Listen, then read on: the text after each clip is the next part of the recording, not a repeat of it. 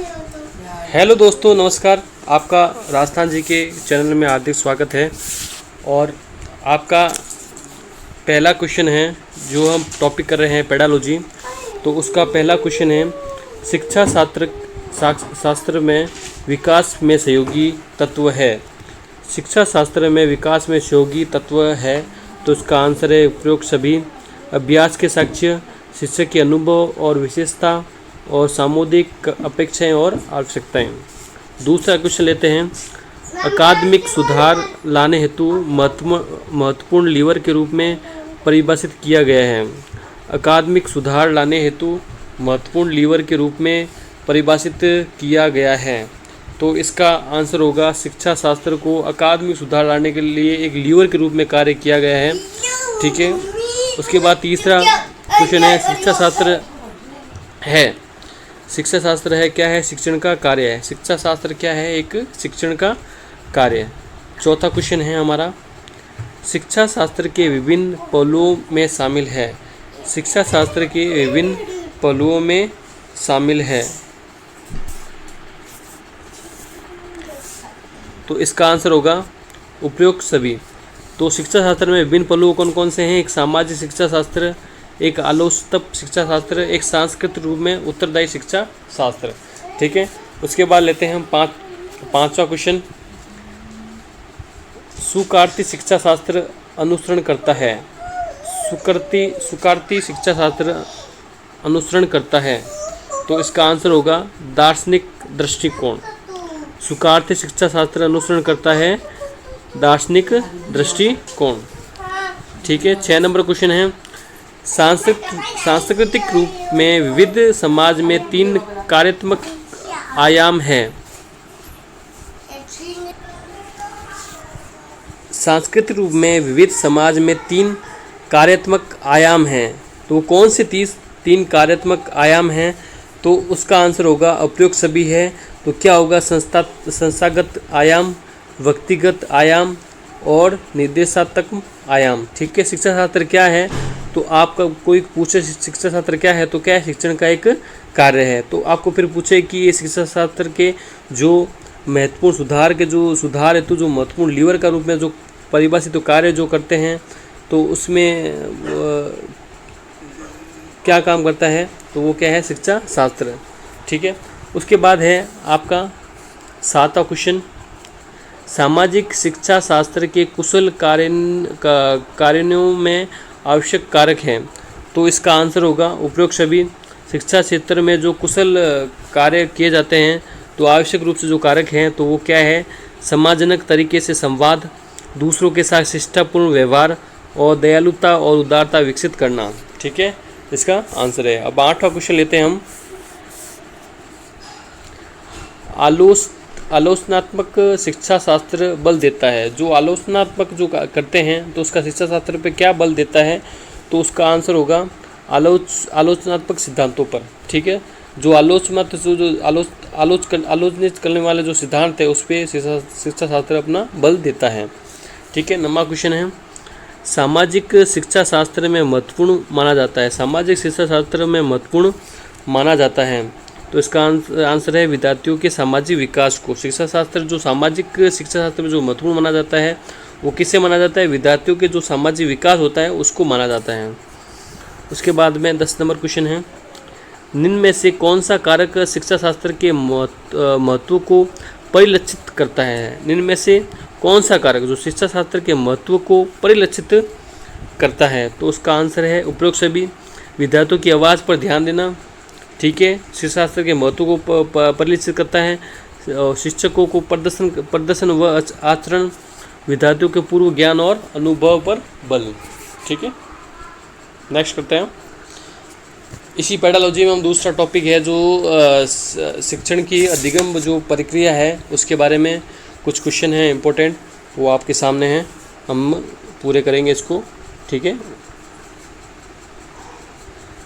एक तंत्रीय शासन व्यवस्था में शिक्षा प्रणाली होती है। एक तंत्रीय शासन व्यवस्था में शिक्षा प्रणाली होती है, तो इसका आंसर होगा शिक्षक केंद्रित। एक तंत्रीय शासन व्यवस्था में शिक्षा प्रणाली होती है एक शिक्षक केंद्रित। दूसरा है समस्त शिक्षण का अर्थ सीखने में वृद्धि करना। यह परिभाषा किस विधान द्वारा लिखी गई है? समस्त शिक्षण का अर्थ जो शिक्षा शास्त्र होता है उसमें सीखने का जो सीखने में वृद्धि करना, यह परिभाषा किस विधान द्वारा लिखी गई है? तो इसका आंसर होगा थाइयन। किस विधान के द्वारा लिखी गई है? थाइयन के द्वारा। ये आपको याद करना पड़ेगा, जो मोस्ट इम्पोर्टेंट है।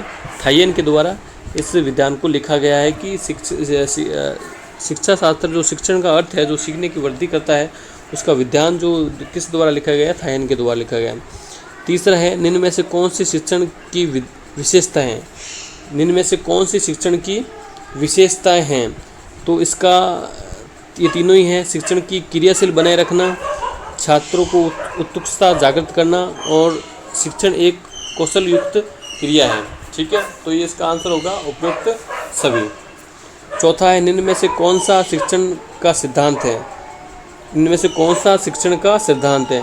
तो इसमें समवाय का सिद्धांत भी है, नियोजन का सिद्धांत भी है, और चयन का भी सिद्धांत है। तो इसका आंसर होगा उपरोक्त सभी। ठीक है, तो निम्न में से दोबारा ये करेंगे, निम्न में से कौन सा शिक्षण का सिद्धांत है? तो समवाय का सिद्धांत, नियोजन का सिद्धांत और चयन का सिद्धांत। 5 नंबर क्वेश्चन करेंगे अपन। शिक्षण के कौन से सिद्धांत को योजनाबद्ध कार्य करने की बात की गई है? शिक्षण के कौन से सिद्धांत को योजनाबद्ध कार्य करने की बात कही गई है? तो इसका होगा नियोजन का सिद्धांत। छठा क्वेश्चन है निम्न में से कौन सा शिक्षण का सिद्धांत नहीं है? कौन सा शिक्षण का सिद्धांत नहीं है? तो इसका आंसर होगा हमारे सामने सी, अनभ्यास का सिद्धांत। ठीक है, इसमें कौन कौन से जो शिक्षक है जो इसमें सिद्धांत है, तो इसमें देख रहे हैं। एक तो अभ्यास का सिद्धांत है, करत करत अभ्यास आपने सुने होगा। उसके बाद में विभक्तिकरण का सिद्धांत है। ठीक है, और उसके बाद में है प्रभावशील और व्यूह रचनाओं का सिद्धांत। 7 नंबर क्वेश्चन है शिक्षण सूत्र पथ प्रदर्शन करते हैं जिसमें सिद्धांत के व्यवहार में सहायता की अपेक्षा की जाती है। उपयुक्त परिभाषा किस विधान की है? एक क्वेश्चन हमारे सामने आया था कि समग्र शिक्षण का अर्थ है कि सीखने की वृद्धि करता है, तो ये परिभाषा किस विधान की है? तो हमने क्या आंसर था? थाइयन। तो वैसे ये है शिक्षण सूत्र पथ पर प्रदर्शन करते हैं जिसमें सिद्धांत के व्यवहार की सहायता की अपेक्षा की जाती है। उपयुक्त में परिभाषा किस विधान की है? तो इसका जो सटीक उत्तर है वो है रेमांड। ये आपको याद करना पड़ेगा। ठीक है, ये दो चीज़ इम्पोर्टेंट है। एक शिक्षण सूत्र का पथ प्रदर्शन करते हैं और एक सीखने की वृद्धि जो होती है उसके सिद्धांत द्वारा, थाइयन द्वारा। और ये शिक्षण का पथ प्रदर्शन करते हैं जिसमें सिद्धांत की व्यवहारिक सहायता की अपेक्षा मिलती है, वो कौन सा है? रेमांड। शिक्षण सूत्रों का लाभ है, शिक्षण सूत्रों का लाभ है। तो क्या लाभ है? छात्रों का पथ प्रदर्शन, ठीक है, शिक्षकों का पथ प्रदर्शन और शिक्षण में वांछित सुधारों में सहायक। तो इसका आंसर होगा उपयुक्त सभी, शिक्षण में वांछित सुधारों का सहायक। नंबर क्वेश्चन लेते हैं। उत्तम शिक्षण की विशेषता निम्न में से नहीं है। उत्तम जो शिक्षण होती है, जो उच्च स्तर की जो शिक्षा होती है, उसके लिए निम्न में से निम्न में से कौन सी विशेषता नहीं है? तो इसका आंसर होगा आदेशात्मक होता है। ये आदेशात्मक होता है। ये आदेश जो उच्च स्तर शिक्षा होती है वो आदेशात्मक नहीं होता है। यह एक क्या होता है? निंदात्मक और उच्चात्मक होता है तथा ये निर्देशात्मक होता है। ये स्वेगात्मक और स्थिरता का उत्पन्न होता है। ठीक है, और 10 नंबर क्वेश्चन है निम्न में से कौन सा शिक्षण सूत्र है? निम्न में से कौन सा शिक्षण सूत्र है? तो उसमें क्या है? ज्ञात से अज्ञात की ओर, सरल और गठित की ओर, प्रत्यक्ष अप्रत्यक्ष की ओर, उपयुक्त सभी। इसका आंसर क्या है? उपयुक्त सभी। अब हम तीसरा टॉपिक लेते हैं, अधिगम, जिसे लर्निंग कहा जाता है इंग्लिश में। नेक्स्ट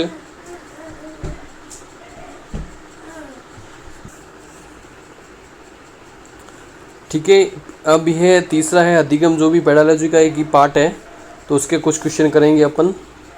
ठीक है, तो उसमें पहला क्वेश्चन है हमारा, क्रिया प्रसूत अधिगम सिद्धांत के प्रतिपादक कौन है? क्रिया प्रसूत अधिगम सिद्धांत के प्रतिपादक कौन है? तो इसका आंसर होगा स्किनर। क्या आंसर होगा? सिकनेर। क्रिया प्रस्तुत अधिगम सिद्धांत के प्रतिपादक कौन थे? सिकनेर। दूसरा क्वेश्चन है, अधिगम को अत्यंत प्रभावशाली बनाने का उत्तम तरीका है। अधिगम को अत्यंत प्रभावशाली बनाने का उत्तम तरीका है। ठीक है, अधिगम को अत्यंत प्रभावशाली बनाने का उत्तम तरीका क्या है? स्वप्रेरणा। क्या है? क्या है? स्वप्रेरणा। ठीक है। तीसरा क्वेश्चन है, थार्नडाइक को सीखने के मुख्य नियम नहीं है। थार्नडाइक को सीखने का जो मुख्य नियम नहीं है, कौन से नियम हैं वो इसमें लिखे हुए हैं, और कौन से नियम नहीं हैं तो वो इसमें लिखे हुए हैं। तो क्या है? एक सादृश्य का नियम, जो कि थार्नडाइक का सीखने का नहीं है। सीखने का कौन सा है? तत्परता का नियम। ठीक है, और परिणाम का नियम, और क्या है? अभ्यास का नियम। ठीक है, और सादृश्य का नियम इसमें थार्नडाइक का सीखने का नियम नहीं है। अब चौथा क्वेश्चन है, पुनर्बलन सिद्धांत के प्रतिपादक कौन है? पुनर्बलन सिद्धांत के प्रतिपादक कौन है? हल। कौन है? हल। फिर उसके बाद में चौथा क्वेश्चन, पांचवा क्वेश्चन है, गेस्टॉल्ट शब्द का अर्थ है? गेस्टॉल्ट शब्द का क्या अर्थ है? गेस्टॉल्ट शब्द का क्या अर्थ है?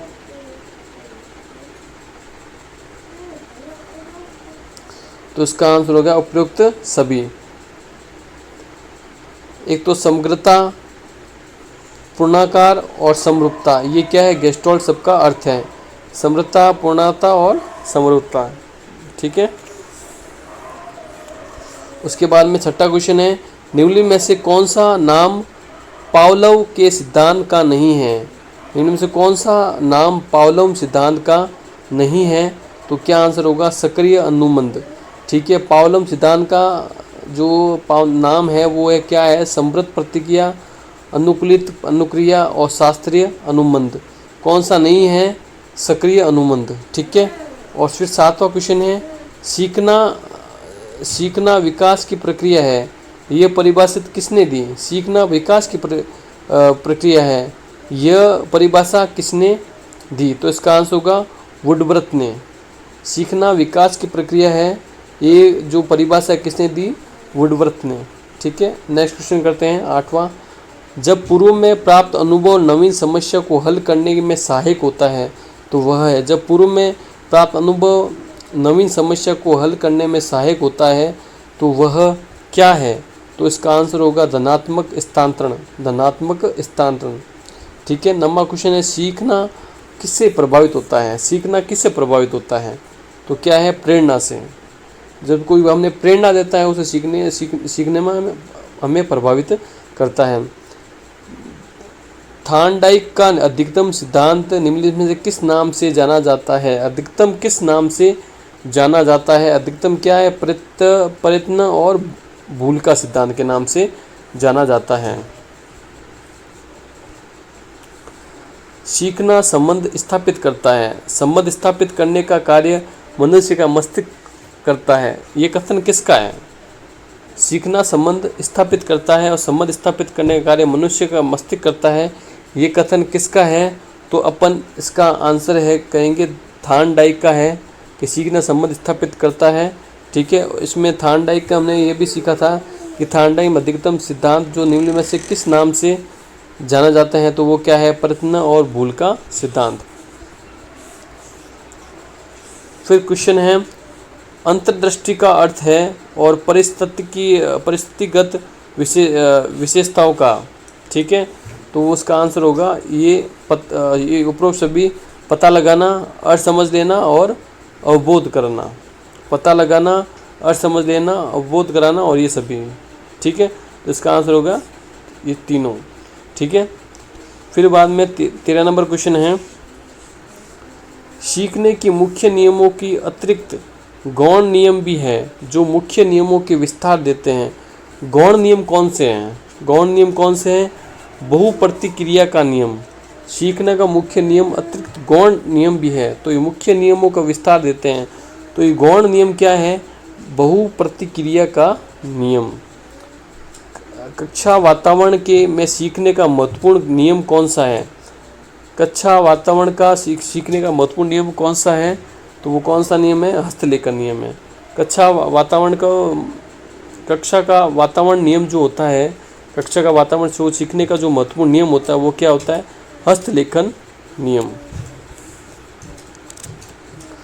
निम्नलिखित में से अंतर्दृष्टि के प्रभाव डालने वाला तत्व कौन सा है? तो वो क्या है? उपरोक्त सभी अनुभव है, वृद्धि है और प्रयत्न और त्रुटि है। प्रयत्न और त्रुटि है, अनुभव है और वृद्धि है। निम्न में से अंतर्दृष्टि प्रभाव डालने का नियम कौन सा है? अनुभव, वृद्धि और प्रयत्न त्रुटि। सीखी गई क्रिया का अन्य समान परिस्थितियों का उपयोग करना कहलाता है अधिगम स्थानांतरण। सीखी गई क्रिया का अन्य समान परिस्थितियों में उपयोग करना कहलाता है अधिगम स्थानांतरण। अधिगम को प्रभावित करने वाला कारक कौन सा है? अधिगम को प्रभावित करने वाला कारक कौन सा है? उपरोक्त सभी। भूख व परिपक्वता, शिक्षण व पद्धति का अभ्यास और प्रशंसा और निंदा। अधिगम को प्रभावित करने वाला कारक कौन सा है? भूख और परिपक्वता, शिक्षण, पद्धति, अभ्यास और प्रशासन और निंदा। ठीक है। उसके बाद है स्किनर ने कितने प्रकार के उप निरूपण का प्रयोग किया है? तो इसका आंसर होगा 4। अब हम 19 नंबर क्वेश्चन करते हैं। अधिगम की आवश्यकता है। अधिगम की आवश्यकता है तो इसका आंसर होगा बालक का पूर्ण व्यक्तित्व। बालक का पूर्ण व्यक्तित्व। और 20 नंबर क्वेश्चन है निम्नलिखित में से अधिगम स्थानांतरण का सिद्धांत कौन सा नहीं है? अधिगम का स्थानांतरण का सिद्धांत कौन सा नहीं है? तो इसका आंसर होगा असमान अंशों का सिद्धांत। असमान अंशों का सिद्धांत। 21 नंबर क्वेश्चन है सीखने की अंतिम अवस्था को सीखने की गति होती है।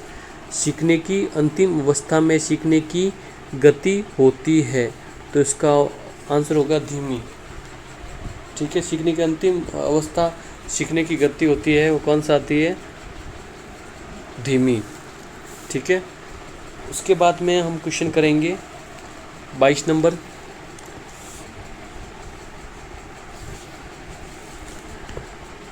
पालव द्वारा प्रतिपादित अधिगम के सिद्धांत का नाम क्या है?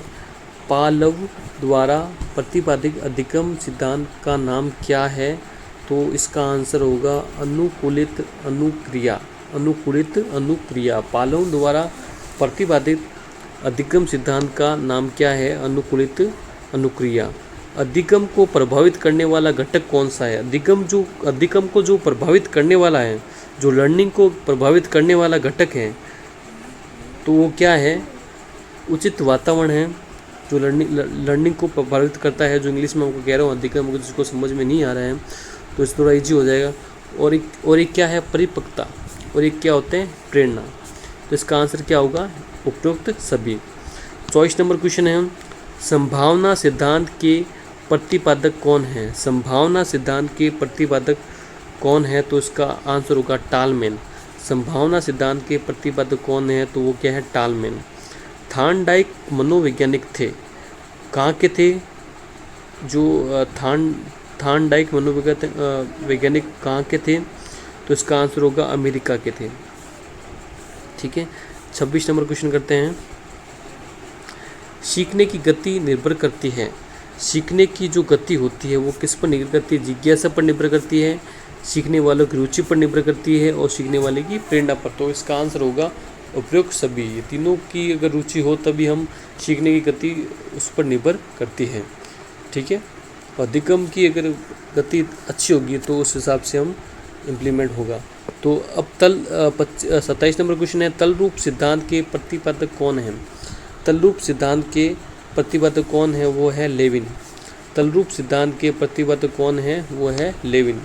28 नंबर क्वेश्चन है सीखने को प्रभावित करता है कक्षा का। सीखने को प्रभावित करता है कक्षा का क्या करता है? आर्थिक वातावरण। आर्थिक वातावरण अच्छा होगा तो सीखने की कैपेसिटी भी ज़्यादा होगी। ठीक है। राजनीतिक नहीं होगा, सामाजिक नहीं वातावरण नहीं होगा, मनोवैज्ञानिक वातावरण नहीं होगा। ठीक है। आर्थिक वातावरण होगा। ठीक है। अर्थ नहीं, ये सॉरी, ये होगा मनोवैज्ञानिक वातावरण। ठीक है, सॉरी, ये आंसर होगा मनोवैज्ञानिक वातावरण। ठीक है, 28 में। अब है 29 नंबर क्वेश्चन। अधिगम के लिए व्यक्ति को शारीरिक और मानसिक रूप से होना चाहिए। जो लर्निंग करते हैं उसके लिए व्यक्ति को शारीरिक और मानसिक रूप से क्या होना चाहिए? परिपक्व। क्या होना चाहिए? परिपक्व होना चाहिए। अब 30 नंबर क्वेश्चन है। कोहलर का अधिगम सिद्धांत किस नाम से जाना जाता है? कोहलर का अधिगम सिद्धांत किस नाम से जाना जाता है? अंतर्दृष्टि का सिद्धांत के हिसाब से, अंतर्दृष्टि के सिद्धांत के हिसाब से।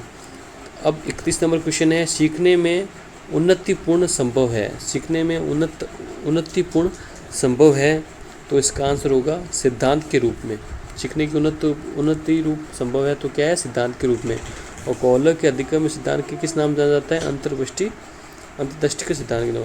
सीखने के लिए विषय सामग्री का स्वरूप होना चाहिए। सीखने के लिए विषय सामग्री का जो कला होती है उसको सीखने की सामग्री किसी साधन का प्रयोग हमारे द्वारा किया जाता है, वो है सरल और कठिन। सरल सामग्री हो, ठीक है, सरल से कठिन हो तो हमें सीखने में सहायता मिलती है। 33 नंबर है। सीखने के लिए सीखना सिद्धांत प्रतिपादक किसने दिया? सीखने के लिए जो सीखना सिद्धांत है वो प्रतिपादित किसने किया? तो इसका आंसर है हर्ली ने। क्या है? हर्ली ने। 34 नंबर क्वेश्चन है। गेस्टोल्ट धारणा की शुरुआत किस क्षेत्र में हुए अध्ययनों के माध्यम से हुई? गेस्टोल्ट धारणा की शुरुआत किस क्षेत्र में हुए अध्ययनों के माध्यम से हुई? तो इसका आंसर है प्रत्यक्षीकरण के माध्यम से गेस्टोल्ट के धारणा की शुरुआत अध्ययनों के द्वारा हुई। उसके बाद में क्वेश्चन है 35 नंबर। जिस सिद्धांत के अनुसार प्राणी किसी परिस्थिति को देखकर तथा अनुभव करके उसकी पूर्ण आकृति बनाते हैं, यह सिद्धांत है। तो वह सिद्धांत कौन सा है? गेस्टोल्ट का सिद्धांत है। गेस्टोल्ट का सिद्धांत क्या है कि जिस सिद्धांत के अनुसार प्राणी परिस्थिति को देखकर तथा अनुभव को उसको पूर्ण कर आकृति बनाते हैं, उसको क्या करता है? गेस्टोल्ट का सिद्धांत कहते हैं। 36 नंबर है। रचनात्मक अधिगम में बालक होता है। रचनात्मक अधिगम में बालक होता है तो वो इसका आंसर क्या होगा? ज्ञान का सृजनात्मक। 37 में है। अध्ययन को प्रभावित करने वाला कारक कौन सा है? अध्ययन को प्रभावित करने वाला कारक कौन सा है? ध्यान की एकाग्रता, अध्ययन में थकान और अध्ययन का उद्देश्य। ठीक है। 38 नंबर है। सीखने वालों के लिए यह आवश्यक है कि वह क्या याद रखे और क्या भुला दे। तो इस ये कथन किसका है? तो ये कथन है क्रो का। सीखने वाले के लिए आवश्यक है कि वह क्या याद रखे और क्या भूले। इस कथन का किसका है? ये क्रो का। सीखने का सबसे बड़ा क्षेत्र कौन सा माना जाता है? सीखने का सबसे बड़ा क्षेत्र जो माना जाता है वो है शिक्षा। उससे हम सीख सकते हैं। आज शिक्षा नहीं है तो हम कैसे सीखेंगे? तो शिक्षा का होना हमारे ज्ञान का भंडार होने वाला है। ठीक है, ज्ञान बढ़ता है। 40 नंबर क्वेश्चन है। अंतर्दृष्टि पर प्रभाव डालने वाला तत्व कौन सा है? अंतर्दृष्टि पर प्रभाव डालने वाला तो उपरोक्त भी है, अनुभव है, बुद्धि है और प्रयत्न और त्रुटि है। अंतर्दृष्टि पर प्रभाव डालने वाला तत्व कौन सा है? अनुभव है, ठीक है, और बुद्धि है और प्रयत्न दृष्टि है। 41 में रचनात्मक अधिगम में शिक्षण होता है। रचनात्मक अधिगम में शिक्षण होता है। रचनात्मक अधिकरण में शिक्षण होता है।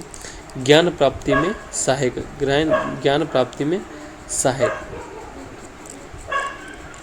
22 नंबर क्वेश्चन है। प्रशिक्षण के स्थानांतरण के समान तत्वों के सिद्धांत में प्रतिपादक कौन है? प्रशिक्षण के स्थानांतरण के समान तत्वों में सिद्धांत के प्रतिपादक कौन हैं? तो प्रतिपादक कौन है? यह है थॉर्नडाइक। मतलब प्रशिक्षण के स्थानांतरण के समान तत्वों में सिद्धांत का प्रतिपादक कौन से हैं? थॉर्नडाइक। तीसरा क्वेश्चन है। सीखने में जब हमारी उन्नति पूर्ण रुक जाती है तो उस स्थिति को कहते हैं। उस स्थिति को कहते हैं सीखने का पठार, सीखने का पठार। ठीक है। और 44 नंबर क्वेश्चन है, पालव के संबंध में पर्यायवर्तन सिद्धांत का सर्वप्रथम प्रयोग किया जानवर किया किस जानवर पर किया गया है। ठीक है। पालव के संबंध परिवर्तन सिद्धांत का सर्वप्रथम प्रयोग किस जानवर पर किया गया है, तो इसका आंसर है कुत्ते पर। पालव के संबंध पर्यायवर्तन सिद्धांत किस जानवर पर किया गया है, कुत्तों पर। और फिर 45 नंबर क्वेश्चन है, रचनात्मक अधिगम के अधिगम प्रक्रिया की प्रकृति होती है, तो इसका आंसर होता है सक्रिय और सामाजिक, सक्रिय और सामाजिक। 46 नंबर, सीखने का सूक्ष्म सिद्धांत किसके प्रतिपादित किया गया, सीखने का सूक्ष्म सिद्धांत किसके प्रतिपादित किया गया, तो उसका आंसर है कोहलर ने, सीखने का सूक्ष्म सिद्धांत। फिर 47 नंबर क्वेश्चन है, सीखने का प्रारंभ किससे होता है, सीखने का जो प्रारंभ होता है वो किससे होता है, जिज्ञासा से। कौन से होता है, जिज्ञासा से। और फिर 48 है, जिस अनुकरण के तर्क निहित नहीं होता है वह है, वो कौन सा है, अचेतन अनुसरण, अचेतन अनुसरण। फिर 49 है, सीखने में रुकावट आने का कारण है, सीखने में रुकावट आने का कारण है शारीरिक सीमा, नई पुरानी आदतों को संघर्ष और कार्य की में जटिलता। ठीक है। 50 नंबर क्वेश्चन है, अधिगम के स्थानांतरण का सामान्यीकरण का सिद्धांत किसने दिया, अधिगम के स्थानांतरण का सामान्यीकरण का सिद्धांत किसने दिया, तो इसका आंसर होगा जुड ने। अधिगम की वृद्धि की जा सकती है, अधिगम की वृद्धि की जा सकती है वह प्रोत्साहन देकर, अधिगम की वृद्धि की जा सकती है प्रोत्साहन देकर। ठीक है। लर्निंग में वृद्धि कब कर सकते हैं, प्रोत्साहन देकर। ज्ञान और अभिवृत्ति की प्राप्ति ही अधिगम है, तो इसका आंसर होगा क्रो के द्वारा। ये किसने कहा, ज्ञान और अभिवृत्ति की प्राप्ति का अधिगम कौन सा है, क्रो द्वारा। 53 नंबर क्वेश्चन, इनमें से कौन सा अधिगम की विशेषता है, कौन सा अधिगम की विशेषता है, तो इसका आंसर होगा उपयुक्त सभी। ठीक है। तो इसमें क्या क्या है, इनमें से कौन सा अधिगम विशेषता है जो लर्निंग सीखने का कारण है, सीखना और सार्वभौमिक प्रक्रिया, सीखना व्यवहार और परिवर्तन, और सीखना उद्देश्य होता है। ठीक है।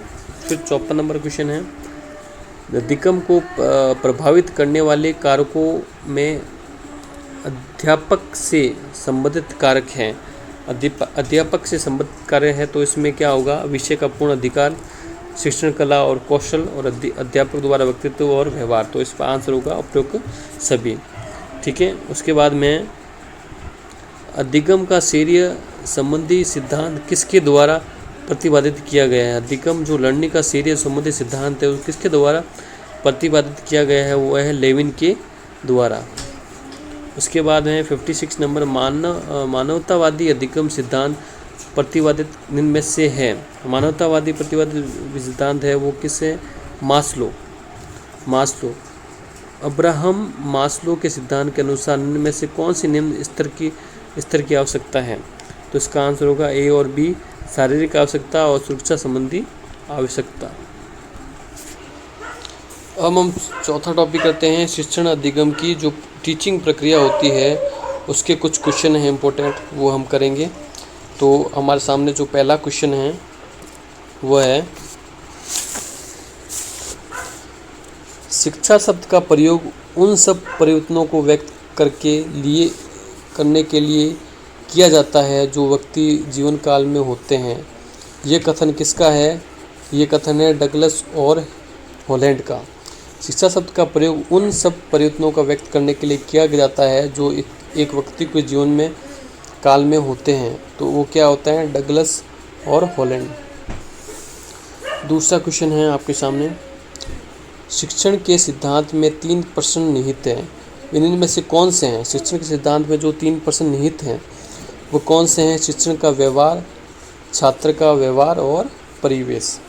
ठीक है। तीसरा क्वेश्चन है, शिक्षण अधिगम का आधार है, शिक्षण अधिगम का आधार है छात्र शिक्षक संबंध, छात्र जो शिक्षक के जो संबंध होता है वही टीचिंग लर्निंग का एक आधार होता है। ठीक है। वैज्ञानिक रूप से मनोवैज्ञानिक उन परिस्थितियों के सत्यापन योग्य स्पष्ट और विस्तृत तथ्य चाहता है जिनमें से अधिगम की क्रिया संपन्न होती है, वह कथन है। तो इसका आंसर होगा एंडरसन का। ये कथन किसका है? एंडरसन का है। तो 5वां क्वेश्चन है, शिक्षण प्रक्रिया मानी जाती है।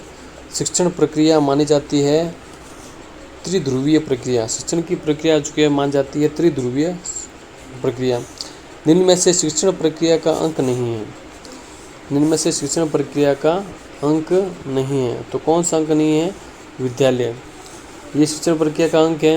छात्र है, शिक्षक है और छात्र है और विषय वस्तु है। ठीक है, तो शिक्षक प्रक्रिया का प्रोसेसिंग का अर्थ है। अब 7वां क्वेश्चन है, निम्न में से अधिगम की विशेषता नहीं है। अधिगम की विशेषता नहीं है तो कौन सी है? सामूहिकता। जो अधिगम की विशेषता नहीं है, अधिगम की विशेषता कौन सी है? एक अनुकूल है, एक उद्देश्यपूर्ण है, एक सार्वभौमिकता है। ठीक है। फिर 8वां क्वेश्चन है, शिक्षण प्रक्रिया में बालक का किस प्रकार का विकास किया जाता है? तो उसका आंसर होगा उपरोक्त ज्ञान के रूप में विकास किया जाता है, भावात्मक के रूप में विकास किया जाता है और क्रियात्मक के रूप में विकास किया जाता है। फिर 9 नंबर क्वेश्चन है, शिक्षण प्रक्रिया में शिक्षक माना जाता है। शिक्षक माना जाता है स्वतंत्र चर में। किसको माना जाता है? स्वतंत्र चर में। ठीक है। 10 नंबर, शिक्षण प्रक्रिया छात्र माना जाता है। शिक्षण प्रक्रिया का जो छात्र है वो क्या माना जाता है? तो माना जाता है आश्रित चर। शिक्षण प्रक्रिया का जो छात्र माना जाता है, जो टीचिंग जो टीचर होता है उस पर आश्रित होता है, तो उसको क्या माना जाता है? आश्रित चर।